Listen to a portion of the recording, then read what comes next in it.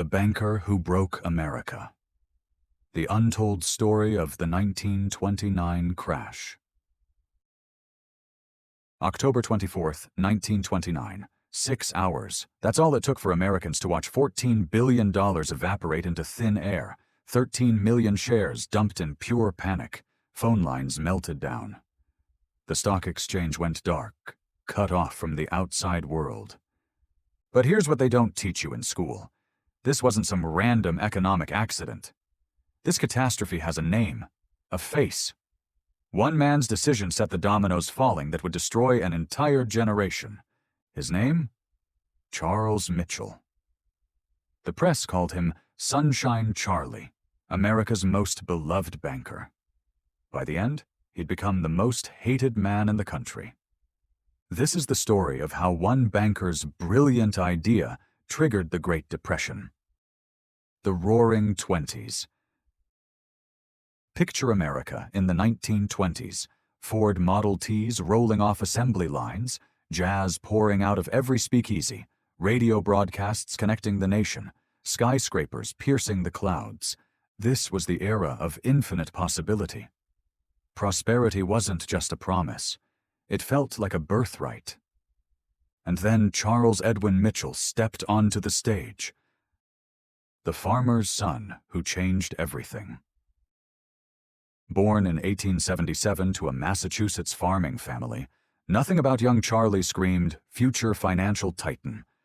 But in 1919, he landed the top job at National City Bank, the biggest bank in America, controlling $2.7 billion in assets.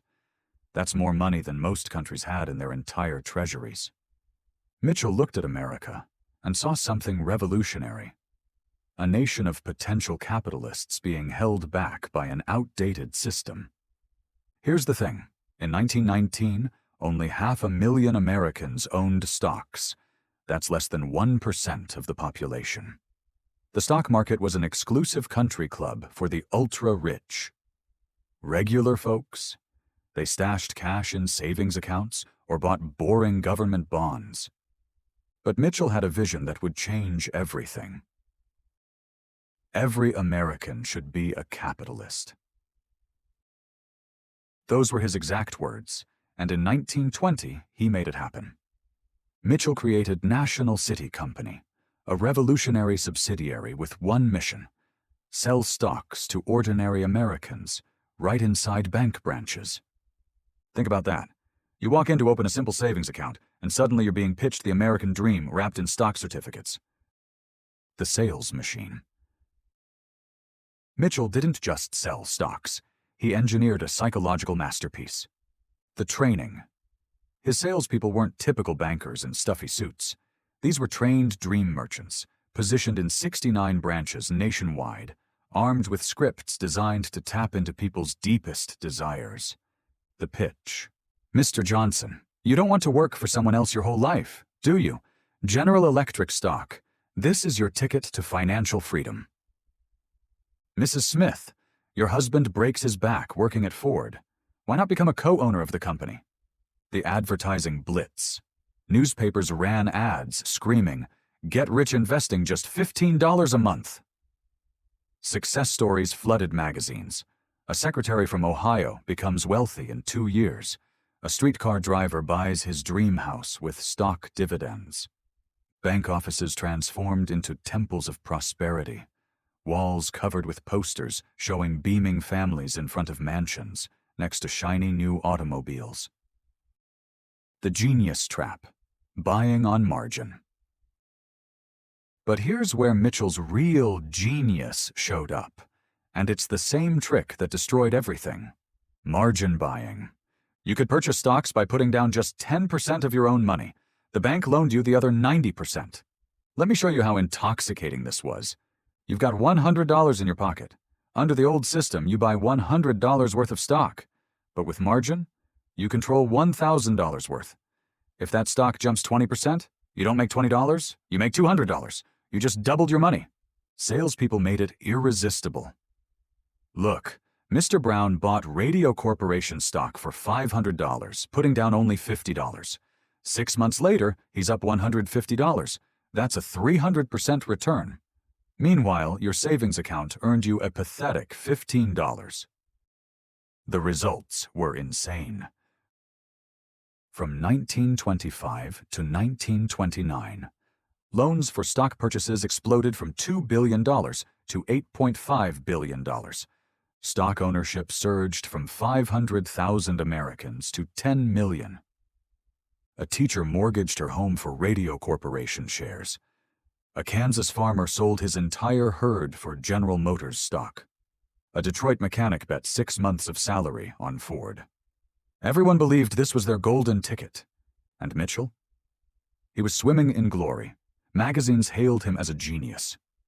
The man who made every American a potential millionaire. In 1928 alone, he pocketed $1.2 million. That's $20 million in today's money. The pyramid scheme nobody recognized. But Mitchell pushed even further into dangerous territory. He created investment trusts, funds that bought stocks with borrowed money. These trusts then became companies whose stocks were sold on credit. Again, it was a pyramid built entirely on debt, propped up by one assumption: prices would rise forever. Spring 1929. The alarm bells ring. By spring 1929, even the optimists started sweating. Stock prices were climbing faster than actual economic growth. The math stopped making sense. The Federal Reserve sounded the alarm. The market is dangerously overheated. The numbers were terrifying. Major stocks traded at 15 times their annual profits. Today, that's considered a massive red flag for a bubble. But in 1929, people ignored it. On February 6, 1929, the Federal Reserve issued a direct warning to banks: stop making loans for stock speculation. March, the market wobbles. The reaction was instant. Stock prices started falling. In days, billions evaporated. Panic rippled through trading floors. The bubble looked ready to burst. March 12, 1929. The decision that doomed America. This is the moment, the exact point where one man's words sealed the fate of millions. Charles Mitchell called a press conference and spoke the words that would haunt American history. National City Bank will provide the market with all the liquidity it needs. We will not allow an unnecessary crisis to occur. The effect? Immediate, explosive. Headlines screamed, "Sunshine Charlie saves the market." Stocks rebounded. Within 1 week, all losses recovered. New records smashed. What Mitchell had actually done was throw gasoline on a raging fire. Summer 1929. The final madness. After Mitchell's intervention, the market entered its final delusional phase. The Dow Jones hit 381 points, a record that wouldn't be broken for 25 years. In those last months, 3 million new Americans jumped into stocks. Wives secretly pawned jewelry to buy shares. Shoeshiners dispensed investment tips. Children spent allowances on stock certificates. People who'd entered early felt like certified geniuses. Clerks became paper millionaires. Chauffeurs bought mansions. Secretaries draped themselves in furs. America was drunk on the illusion of infinite wealth. But the math was catastrophic. Behind the champagne and celebrations, the numbers told a horror story. Every dollar in stocks was backed by only 10 cents of real money. A 10% price drop? Margin investors lost everything. A 50% crash? They'd owe the bank more than they earned in a year. The trap was set. Millions of Americans were sitting on a ticking time bomb, and they had no idea. Smart money gets nervous. By fall 1929, the professionals saw what ordinary people missed. 3 massive warning signs. 1. The economy versus the market, industrial production slowing, car sales dropping, New construction declining, but stocks still climbing. The gap between reality and stock prices became a chasm. 2. The margin math smart investors understood that when 90% of market money is borrowed, any decline becomes catastrophic. It's not a correction, it's an extinction event. 3. The Fed's next move. Insiders knew the Federal Reserve was preparing to raise interest rates, making margin loans more expensive and triggering mass selling. Joseph Kennedy, father of the future president, later said, "When the shoe shiner started giving me stock advice, I knew it was time to sell." Large players quietly began taking profits, selling in small chunks to avoid spooking the market. October 24th, 1929, Black Thursday. That morning, New York's biggest investment funds made a coordinated decision. Get out, now. They dumped stocks in massive blocks, hundreds of thousands of shares simultaneously hitting the market. Prices started sliding, then plummeting, then free-falling. By noon, panic erupted. 13 million shares sold in one day, 5 times the normal volume. Brokers couldn't process orders fast enough. The telephone system collapsed under the load. Communication broke down completely. The domino effect Mitchell created. Domino 1. Falling prices forced banks to demand additional margin payments from investors. Domino 2. People had no cash. They were forced to dump stocks, crashing prices further. Domino 3. Plummeting prices made stocks worthless as loan collateral. Banks stopped lending. Liquidity vanished. Domino 4. Banks that had issued too many margin loans, following Mitchell's playbook, began collapsing. October 29th, 1929. Black Tuesday, the final apocalypse. In a single day, Americans lost $14 billion. That's more than the entire cost of World War I. But behind those statistics were millions of shattered lives. Edward Hopkins, Detroit mechanic, invested his life savings, $5,000, in Ford stock. By November, worth $200. The bank demanded $3,000 more. Hopkins hanged himself in his garage. Mary Cafield, Ohio teacher, mortgaged her parents' home for Radio Corporation shares. After the crash, the bank seized the house. 3 generations on the street. Across New York, lines formed, not just at banks, but on bridges. The Brooklyn Bridge became synonymous with despair as newly bankrupted millionaires ended their lives. The Great Depression. 10 years of hell. The crash Mitchell helped trigger transformed America into a wasteland. 25 million Americans unemployed. Every 4th person. 5,000 banks permanently closed, taking millions of families' life savings. 2 million homeless, living in cardboard boxes in tent cities mockingly called Hoovervilles. Suicides up 30%. In the richest country on earth, people stood in bread lines just to survive.